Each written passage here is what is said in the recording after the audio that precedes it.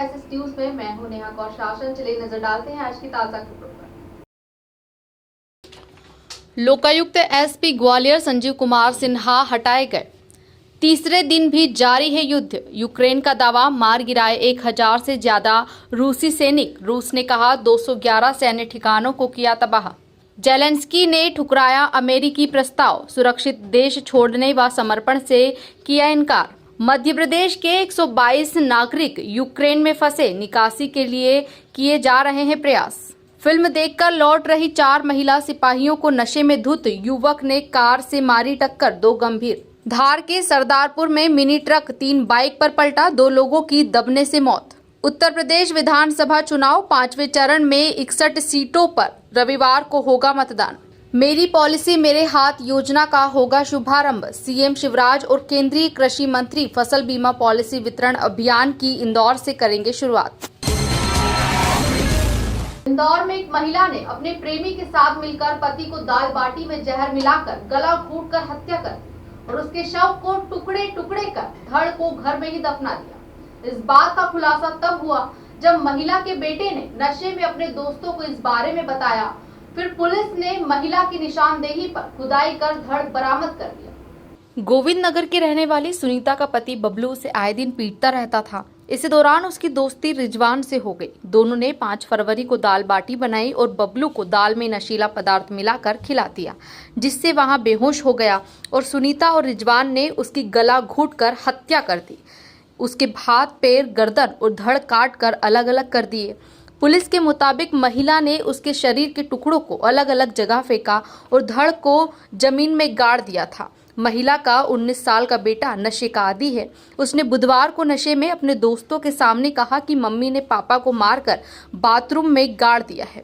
इसके बाद पुलिस ने सूचना मिलते ही गुरुवार को महिला को हिरासत में ले लिया। सुनीता जादौन नाम की महिला ने इस माह की 14 तारीख को रिपोर्ट लिखाई थी कि उसका पति कृष्णेंद्र उर्फ बबलू, उम्र लगभग 40 साल, 7 तारीख से कहीं बिना बोले घर से चला गया। उसकी रिपोर्ट पर गुम इंसान कायम किया गया। गुम इंसान कायम करने के बाद में उसकी जांच की जा रही थी। वह महिला जहां रहती थी वह गणेश धाम में रहती थी। ये उसका पिताजी ने दिलाया हुआ, ये कह सकते हैं कि उसका मायके का मकान है, उसके पिताजी ने दिलवाया था। वो पहले यहाँ रहती थी, फिर गणेश धाम में रहती थी।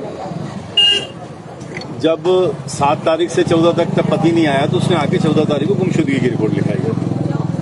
जांच के दौरान, गुमशुदगी की जांच के दौरान उसका बिहेवियर, उसके लड़कों का बिहेवियर सस्पेक्टेड था। इसी दौरान जब मोहल्ले में पूछताछ चल रही थी तो हमको कल मुखबिर से सूचना मिली कि वो महिला जो है घर से भागने की तैयारी में है और उसने संभवतः उसके पति को मार के अपने पुराने वाले घर में कहीं गाड़ा। इस आधार पे महिला को और तलाश करके उसके पुत्र को अभिरक्षा में लिया जाकर उनसे पूछताछ पृथक की गई तो उन्होंने काफ़ी रात में 2-3 बजे तक काफ़ी पुलिस को बरगलाया।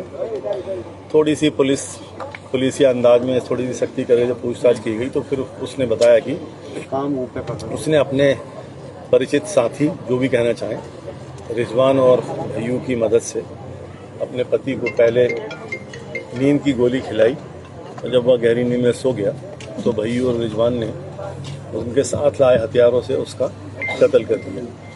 अब कत्ल किस अंदाज में किया है, काटा है, जैसा भी है, वो अंदर जब शव बरामद हुआ अभी वो बोरी में है तो पैक किया हुआ है। वो पीएम होगा तब पता चलेगा कि उसको किस प्रकार के हथियार से कैसा काटा गया। यहाँ पर उन्होंने ये प्लास्टर वगैरह सब करवा दिया था। हाँ, यहाँ उन्होंने मारा वहाँ था अपने गणेश धाम वाले घर, और फिर वहाँ से अगले दिन पहले यहाँ गड्ढा खुदवाया सेप्टिक टैंक का बोल के कि मैं सेप्टिक टैंक खुदवा रही हूँ। तो सेप्टिक टैंक का 5.5-6 फीट का गड्ढा खुदवाया और गड्ढा खुदवाने के बाद में फिर अगले दिन बॉडी को यहाँ लाके एक छोटे से ड्रम में रख के बॉडी को लाके यहाँ पर उसको गड्ढे में गाड़ के नमक डाल के उसको पूर दिया और फिर प्लास्टर करवा दिया बुलवा के लेबर को। उसको तो लेबर को तो कुछ दिख नहीं रहा था कि अंदर क्या है, मट्टी झाँक दिया, उसमें जो गड्ढा था उसको पूरा सीमेंटेड कर दिया। हत्या का कारण क्या है और वजह है? ये दोनों महिला का कहना यह है कि उसका पति उसके साथ और बच्चों के साथ मारपीट करता था यहाँ घर पे भी आ जाता था, तो उसने डर के मारे ये घर बदल लिया था।